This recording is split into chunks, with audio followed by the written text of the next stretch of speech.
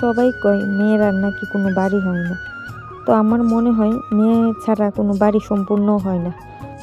একটা মেয়ে চাইলে পুরা বাড়ি আলোকিত করে রাখতে পারে, আবার এই মেয়ে চাইলে পুরা বাড়ি একদম অন্ধকার করে রাখতে পারে। So hello everyone, good morning. সবাই কেমন আছো? আমি তো ভালো আছি। আমার ছোট্ট একটা মিনি ব্লগে সবাইরে স্বাগত। আজকে ঘুম থেকে উঠতেই দেখি যে রান্নার কিছু নাই। কি রান্না করুম ভাববা তারপর বড়রে কইলাম যে বাজার কইরা লইও, বাজার আনলে রান্না হইব। দেখি কি বাজার লই আইছে। আনলো মাংস, তারপর মাছের মাথা, রুই মাছ, আর সবজি আনলো কারকল, ঝিঙ্গা, টমেটো, বেগুন, শসা, কুমড়া, বাঁধাকপি সব তোমরার লগে শেয়ার করতেছি।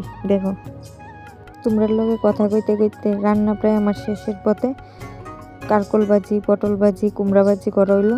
এখন মাংসের লিগে আলু ভাজি হইলো আর মাছ ভাজি হইব। আজকের এতটুকুই মেনু। তো তোমরার কি মতামত? মেয়ের আর কি আসলে কোনো বাড়ি আছে না মেয়ের আর কোনো বাড়ি নাই? প্লিজ কমেন্টে জানাইও। আর আজকের ব্লগটা ইয়ানেই শেষ করুন। তোমরার কাছে যদি আমার ব্লগ ভালো লাগে, লাইক কমেন্ট শেয়ার করে দিও।